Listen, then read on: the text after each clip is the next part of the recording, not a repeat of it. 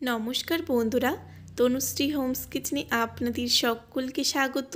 বন্ধুরা, আজ আমি আপনাদের সাথে শেয়ার করব শিম ভর্তা রেসিপি, যেটা গরম গরম ভাতের সাথে খেতে কিন্তু অসাধারণ লাগে। তো আপনারা ভিডিওটা স্কিপ না করে শেষ পর্যন্ত দেখতে থাকুন, আশা করছি আপনাদেরও ভালো লাগবে। তো এবার সবার প্রথমে শিমের ভর্তা বানানোর জন্য আমি এখানে পরিমাণ অনুযায়ী শিম নিয়েছি। আর এই শিমগুলোকে কিন্তু দুটো সাইড ভালোভাবে কেটে তারপর পরিষ্কার করে ধুয়ে নিয়েছি। এবার এই শিমগুলো একটা সসপ্যানের মধ্যে নিয়ে নেব আর পরিমাণ অনুযায়ী জল দিয়ে দিতে হবে।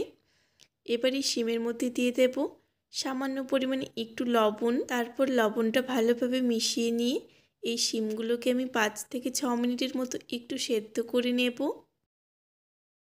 তো আমি এখানে মোটামুটি 6 মিনিটের মতো সময় নিয়ে এই শিমগুলোকে ভালোভাবে সেদ্ধ করে নিয়েছি। তো এবার জল ঝরিয়ে এই শিমগুলোকে তুলে নিতে হবে। এবার একটা মিক্সিতে নিয়ে নেব 4টে রসুনের কোয়া, আর নিয়ে নেব 2টো কাঁচা লঙ্কা, আর এখানে দিয়ে দেব বেশ কিছুটা পরিমাণে ধনেপাতা। এরপর দিয়ে দেব সেদ্ধ করে নেওয়া শিমগুলোকে। এখন এই সমস্ত উপকরণ একসাথে ভালোভাবে ব্লেন্ড করে নিতে হবে।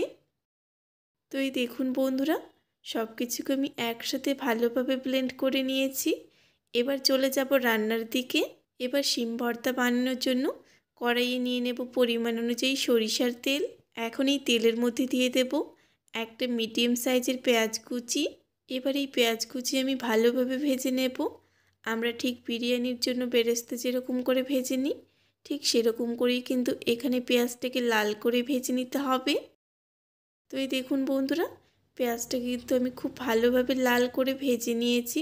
এবার এই পেঁয়াজগুলোকে আমি তেল ঝরিয়ে তুলে নেব।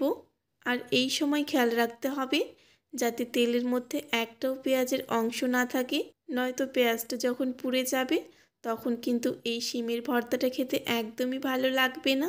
এখন আমি ওই তেলের মধ্যেই দিয়ে দেব 4টে শুকনো লঙ্কা, আর দিয়ে দেব হাফ চামচ কালো জিরে। এখন এই ফোড়নটাকে আমি প্রথমে ভালোভাবে ভেজে নেব। তো এখানে শুকনো লঙ্কাগুলোকে কিন্তু ভালোভাবে ভেজে নিয়েছি। এবার এখান থেকে আমি 2টো শুকনো লঙ্কা তুলে রেখে দেব। এবার আমি ব্লেন্ড করে রাখা শিমটা এই তেলের মধ্যে দিয়ে দেব, আর মিক্সি জার ধুয়ে সামান্য পরিমাণে একটু জল দিয়ে দেব। এবার আমি 4 থেকে 5 মিনিটের মতো সময় নিয়ে এই শিম ভর্তাটাকে ভালোভাবে রান্না করে নেব। তো আমি এখানে মোটামুটি 5 মিনিটের মতো সময় নিয়ে এই শিম ভর্তাটাকে ভালোভাবে রান্না করে নিয়েছি। এবার এই শিমের মধ্যে দিয়ে দেব স্বাদ অনুযায়ী লবণ। আর আমি যেহেতু আগে শিমটা সেদ্ধ করার সময় সামান্য পরিমাণে একটু লবণ দিয়েছিলাম, তাই লবণটা কিন্তু একটু বুঝেই দিতে হবে। এরপর আমি ভেজে রাখা পেঁয়াজের বেরেস্তাগুলো দিয়ে দেব। এখন আবারও সব কিছু একসাথে নেড়ে চেড়ে মিশিয়ে নিয়ে কিছুক্ষণ রান্না করে নেব। তো আরও কিছুক্ষণ নাড়াচাড়া করে নেওয়ার পরে শিমের ভর্তাটা ঠিক যখন এরকম দলা পাকিয়ে যাবে, তখন আমি এর মধ্যে দিয়ে দেব সামান্য পরিমাণে একটু চিনি। এবার চিনিটা দিয়ে আবারও আমি 2 থেকে 3 মিনিটের মতো একটু নাড়াচাড়া করে নেব।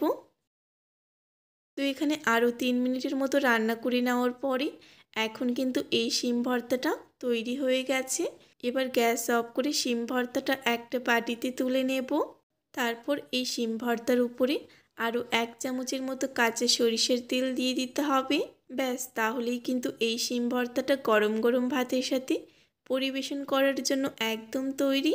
তো আজকের এই রেসিপিটি যদি আপনাদের ভালো লেগে থাকে তাহলে অবশ্যই একটা লাইক আর কমেন্ট করবেন। তার সাথে আমার এই চ্যানেলটি সাবস্ক্রাইব করা না থাকলে চ্যানেলটি সাবস্ক্রাইব করে পাশে থাকা বেল আইকনটা প্রেস করে নেবেন। ভিডিওটি শেষ পর্যন্ত দেখার জন্য সকলকে অসংখ্য ধন্যবাদ। সবাই ভালো থাকবেন, সুস্থ থাকবেন।